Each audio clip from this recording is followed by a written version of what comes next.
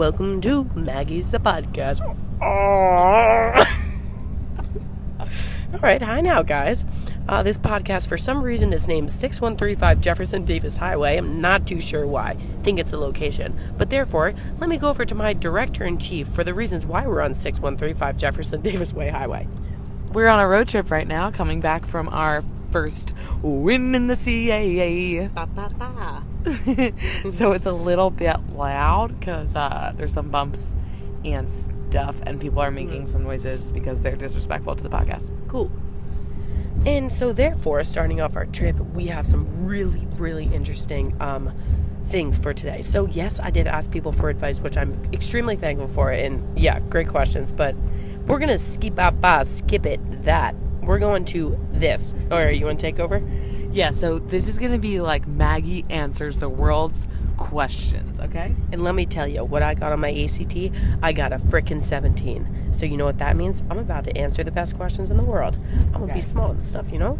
Okay, this is the first question. Mind-blowing. If you drop soap on the floor, is the floor clean or is the soap dirty? Ooh. You know what? If you drop soap on the floor, it's dirty. Because chances are you're going to pick it up. So let's say you're at the hotel, right? You drop your soap in the shower. You pick it up, you rub it up that all over your body. And you know who was in that before you? Could have been a 500-pound man. Could have been a really pretty man or a woman. But you don't know. So therefore the soap is dirty. I don't really remember the question anymore. I actually just got distracted, but that's my answer. Okay, this is a really similar one. If you get out of the shower clean, then how does your towel get dirty? Because you didn't clean yourself enough. That's why. No, that's a stupid question or answer. But I would say... Wait, what was the question? If you get out of the shower clean, then how does your towel get dirty? That's actually a question that I'm going to agree with or disagree with. Now that I think about it, my towel is clean every single time I get up because I do clean so well. I do. But I put my towel on other dirty towels that happened to have been there for about 6 months, which didn't need to tell you guys that, but I think that's why. Okay. Next. Do you want to get more deep or do you want these silly questions? I want deep. Okay. I actually like silly. I like silly. It's easier to answer. I didn't read this whole question yet, but I have a feeling it's going to be good. Imagine you're 65. Would you rather live another 10 years in good health with full mobility or another 40 years in deteriorating health with limited mobility?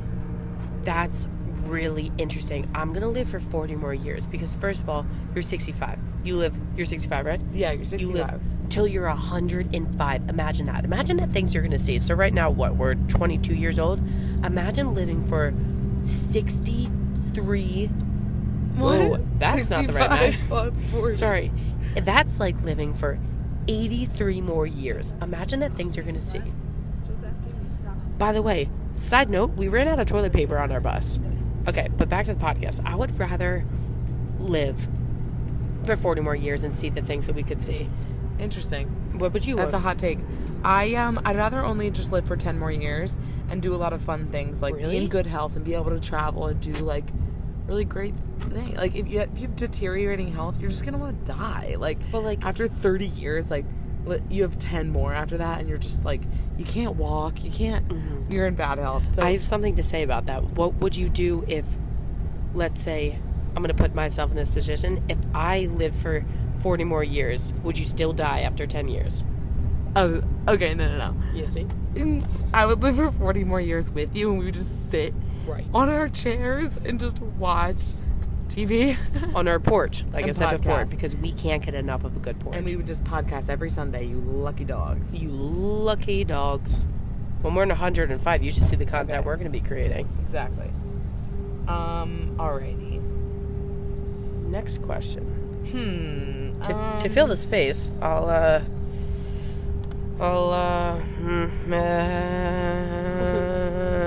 This is really deep. Alright, she's ready. Is suffering an This is really deep. Really? Alright. Is suffering an important part of being a human? that's tough, but 100%. So let's say it doesn't even have to be a bad suffer.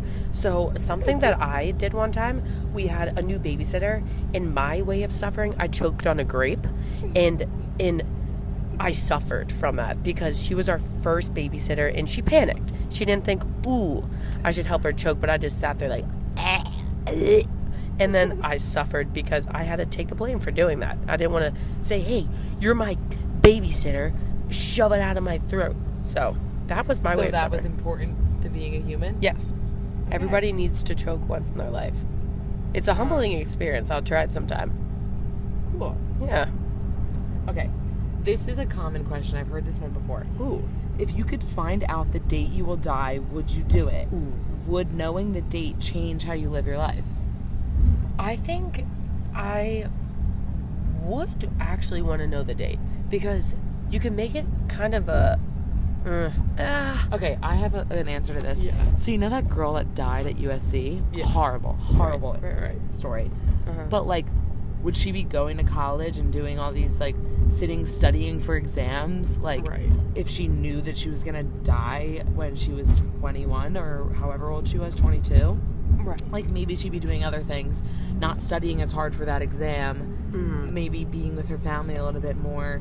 I don't know. But the That's thing is, just mine. if you knew that when you were going to die, would it change your life in a negative way? Because then you're changing everything for the date, you know? Yeah. So let's say I was going to die tomorrow, and I don't know. I lost my train of thought. That's too deep. I don't know, but like, I mean, maybe I would. But let's say if I knew I was going to die, and it said you're going to die in 80 years, I would be like, fan-freaking-tastic. Let me go get a normal day out of it, you know? Okay, this is a good one. I feel like you're going to have some interesting thoughts on this. Okay. If humans still exist in 10,000 years, what will civilization look like?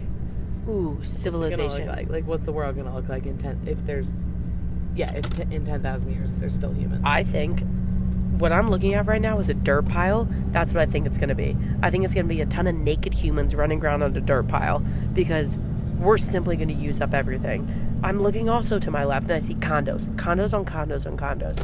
They're going to run out of gas. They're going to run out of things. Never water because water's infinite. Never air because that's infinite. The sun's going to get too strong and people are going to turn into raisins. So I think in 10,000 years, it's either going to look like Saturn or it's going to look like the bottom pit of a dirt hole. Mm-hmm. Yep. Okay. One last question.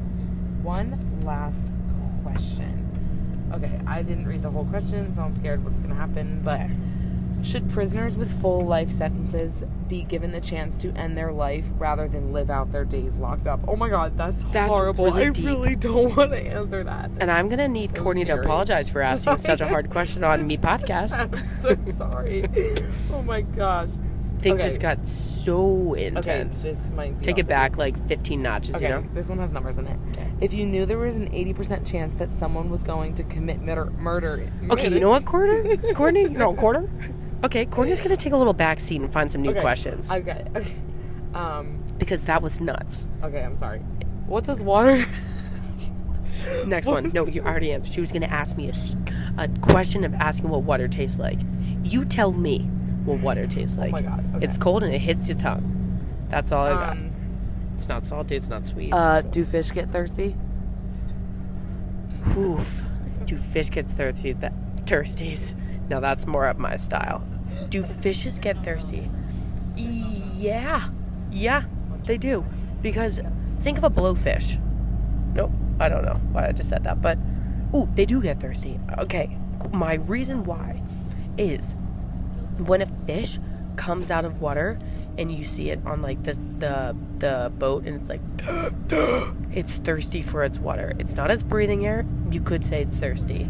And like SpongeBob is in the sea. He's not a fish, so I'm gonna stop this. But yeah, they get thirsty. Okay, cool. All right, so that's all of our questions today. So Wait, I have one more really kind of funny question. I'm excited. Okay, what if when we die, that the light at the end of the tunnel is just you being pushed out of another mom and just being born again into a different life? I'm not sure, but like that, for all we know, see, that's the thing. Don't even get me The started on light this at the end of the conversation. tunnel is just you being a baby and you're getting pushed out of your mother and you're seeing like the Wait, light again? of You a do it doctor's again? office. Yeah, You do the same you're just life being again. born into another life. It could be a different life. Like you could be like, So it's just an infinite womb. yeah, like you're just infinitely being born again. For all we know, life is an infinite womb. You just keep coming out of mama's hooch. and I'm in for the next life. Ooh, I got a good one. So let's say you're coming out of The wommies? the wombies and the woomy boomies, and you pop out. What do you want to be? Oh, any Like kind of you- animal? Or what? I mean, to be honest, animals do Any have wombs animal, too. Any human? Yeah. So you could be Okay. coming out as like Jack Sparrow. What do you Oh, want to be? shoot. Like, who do I want to be? Yeah. Oh, wow. But like, just know that you have to grow yourself up to be that person, or you could be, for all you care. you have to go through their whole life. Yeah, Oh, my gosh. That is such a hard question. I know. I think the next time around, I'd want to be, like, someone that grew up, like, in California or, like, in Hawaii. Ooh. And... So like Cassie. oh, my God. Colton's. That's exactly who I'd be. I'd be Cassie Randolph from The Bachelor. All right. And then I would end up being married or being with Colton Underwood because what a catch. What a catch. That's a really good answer. I do really like that. She's got good style, good taste. She got herself a man. Like I said in the last podcast, I am still single. That's right. Oh, shoot. Ooh, Twan, if you're listening to this, Courtney just called you. But, anyways, if I were to pop out of the hoo-ha's, I want to be, oof, that's a hard one. I don't know who I want to be, you know? I think if I were to pop out of the womb, I know I said womb 18 times, and this podcast is not sponsored by wombs, but I think I would want to be, What? guys, I don't know. Maybe okay, this is a good one. Would you want to be like a sea turtle? They live for so long Ooh. and they just swim. But going back to our last question, do I want to live till I'm 105 years old till I can't walk anymore? I don't know. Sea turtles walk. Sea turtles. They Turtles. swim. Yeah, that's true. I don't want to be a sea turtle though because they don't speak. You know, Okay. I want to be out in the living. But I don't know. I'm getting a little pissed off because I can't think about who I want to be. Okay, last time saying it. If I were to come out of the who's, I You'd be Colton. would be Colton so I can marry Courtney. Oh my god. I know. And we could be married forever because we always talk about it, you know? I mean, look at that. I'm Colton. I have the peed. For all we know, I'm gonna spit this out there because I know that Colton isn't listening. You know, I don't disrespect people on this, so I love him. Were you But gonna say I think something that he's got a pinky in his pants. That's all I gotta say. Yeah. It's out of my mouth. You can't say that. And for all that I know, I could just say that his hands are in his pocket and his pinky's inside of his pocket. Okay, just stop. But the real babies know what I'm talking about. But anyways, let's just end with what we're grateful for. Courtney, what are you grateful for? Change it up from last time. Oh, like little birdie come on, told me, it was you were thinking something else. Oh my god, I had such a good one from last time. Maggie just want me to Oh. say it, but Yeah. I am thankful for sandwiches. And why? And I'm thankful for sandwiches because they can be sweet, they can be savory, they can be any type of bread that you want. They're always filling. You can eat them for any like meal of the day. It could even be a snack. Like they're just so versatile. Uh-huh. There's so many different types. Every culture in the world has some form of sandwich. Like there's some Greek. There's Falafel. some yeah. There's like something. There's some sort of sandwich that everyone does, like a gyro, A gyro. a gyro. That's gyro. Greek, yeah. Is it And, gyro like, or gyro? Gyro? I'm not sure. What about in India? Do they have sandwiches? I really don't think they do. Yeah, probably. Okay. Yeah, they have naan. They have What's naan. naan? It's it's this fun bread stuff. Sorry, we're just having a good conversation now. Yeah, but just to go Sandwiches. back to it, I just love sandwiches. I know that you guys will agree because who Yeah. doesn't? Right. Cold cuts. There's nothing better than a good cold cut. Okay, I would say today I'm grateful for, I was talking about it earlier, gum. Gum is unbelievable. In any situation, gum will make it better. It makes your breath smell better. You can speak to someone. You can speak to someone centimeters away from their face due to your mouth smelling like a toothpaste bottle. So I would say always put a piece of gum in your mouth. Even if you just drank Crest toothpaste, just stick a piece of gum in your mouth, because you never know who you're going to be talking to. The next thing you know, you could eat an onion sandwich and you turn the corner, it's the CEO of Aldi, and your breath smells like a sock. So shout out Aldi. They have great produce, and our good friend Grace Osterdale works there. So if you want, this podcast is sponsored by Aldi. If you want an Aldi gift card, type in hashtag Peg's got a peg leg. That didn't make sense. Okay, bye.